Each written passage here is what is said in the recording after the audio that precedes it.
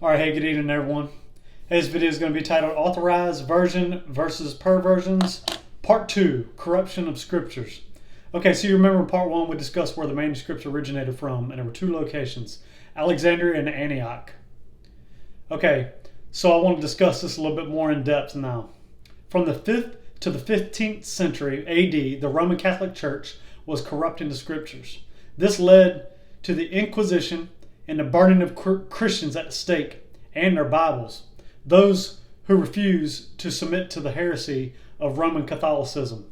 By the way, the text used by the King James Bible translators in 1611 was the same text used against the Catholic Church during the Protestant Reformation nearly a century earlier.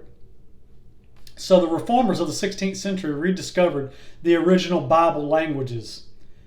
Erasmus, Stephanus, and Beza collated Greek manuscripts and produced several printed editions of the Greek text.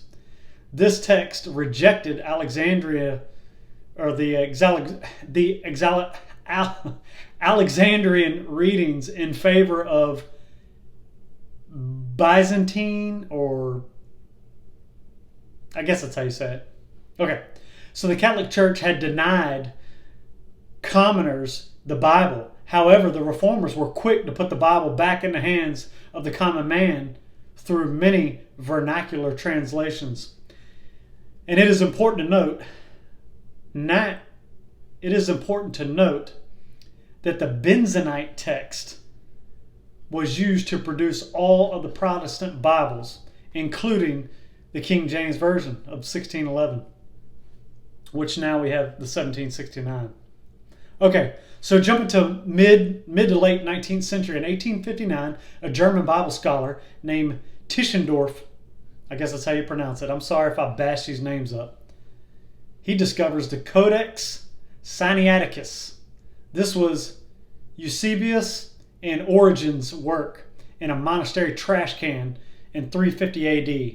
No more than 2 decades after Tischendorf, you find the two additional Bible scholars named B.F. Westcott and F.J.A. Hort. These two men were apostate to the core, yet they are exalted as Bible scholars today. Do you see the issue? Okay, using the already perverted Alexandrian manuscripts, they constructed their own Greek text. Eventually, the 1881 Westcott-Hort Greek text was submitted to the committee to be used as a basis for the Revised Version. All right, so in the mid-1800s, Westcott and Hort, both closet Catholics posing as Anglicans, produced their own Greek text based primarily on two manuscripts. Can you guess what they are? The Vaticanus and Sinaiticus. The Vaticanus was discovered in the Vatican Library in the 15th century. Its previous history is unknown. And the Sinaiticus was discovered in an Orthodox monastery in a heap of trash waiting to be burned. And let's remember that these two didn't even agree with each other. Both have an Alexandria text, and they disagree heartily with the Byzantine text in the King James Version, while agreeing with the Latin Vulgate and other Catholic Bibles. About this time, the Church of England authorized a revision of the King James Version. The revision committee was to remedy plain and clear errors in the King James Version, while introducing as few alterations as possible to the text. Thus, the Revised Version, 1881, was produced from an Alexandrian text and introduced 30,000 changes to the King James Version text. These translations were good translations of a bad book. All right, moving on. So most Bibles, since the Revised Version, have used some variant of Alexandrian text, and usually in addition of the Nestle Aland text or the UBS text. Also, many modern translations have watered down and softened Bible doctrine through loose translations. And So, they paraphrase the translation is done with the intent on making the text easier to read, giving the translators liberty to put their own interpretation into the text, right? However, the King James Version remains solid, faithful to the true Benzonite text and doctrinally accurate.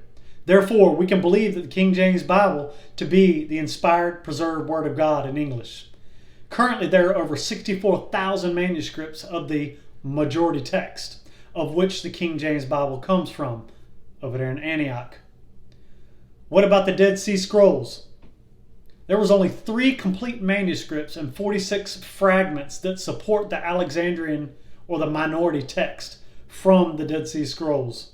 And took the manuscripts from around 5,000, a little over 5,000 back when they discovered this, back in Antioch, to currently we now have 64,000. And I just mentioned that a second ago. So, things that make you go, Then you have Westcott and Hort, of which all the other translations come from. So you can trace that back to them. Oh, and by the way, the NASB, or the New American Standard Bible, in Acts chapter 8:37 has a footnote that says, late manuscripts insert verse 37. Oh, no, that's incorrect. The supposed early manuscripts that they are going off of actually took it out. Okay, so you want to know another fun fact? There are over 200 verses missing in the New International Version. Over 200. So you can go to avpublications.com and they have a list of verses that you can compare, and they tell you the verses that are left out of the NIV. Man, this is a major error. And you got to figure, I'm not going to go into explanation of it right now, but if you figure out who was on the editing committee and on the committee when they created the NIV, you'll figure it all out, and then who published it. Okay, so at the very end of the 19th century, a new face in Bible corruption appeared. Edward Nestle, I don't know I think it's Nestle. Nestle's work was first published in 1898, and it was based on the corrupt text of Tischendorf, Weymouth, Westcott, and Hort. The Nestle-Allen text, as it is currently known, is in its 27th edition. This Nestle-Allen text is the basis for most English Bible versions of the New Testament. So you can trace the corruption of modern Bibles back to the 1st century, from Nestle to Westcott and Hort, then to Tischendorf, to Jerome, and to Eusebius, then to Origen, and to Clement of Alexandria, and then to Tatian, and right up to Justin Martyr. See how the corruption trickled down from there? The devil attacked the Bible's purity almost as soon as it was completed in the 1st century AD. Bible translations, that's the next sentence. By the time the 20th century rolled around, after 1881 Revised Version, the first in a series of new Bible translations was produced. Currently in Christian bookstores and online, you can find over 400 paraphrased, watered down, inferior, corrupt English Bible versions. This is downright disastrous. In 2008, the most popular English Bible among evangelical Christians was certainly not the King James Bible, but rather the NIV. Of course, the majority never goes for God's truth, right? Young adults and teenagers have been told the King James Bible is too archaic, too hard to read, right, for them. So they need a modern version with slang, something that they can understand, and it looks like many young people have fallen into Satan's agenda, into Satan's trap of these modern corrupt versions of the Bible.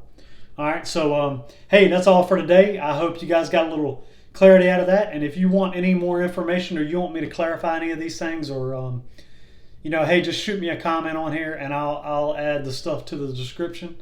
And grace and peace to you. Have a great night.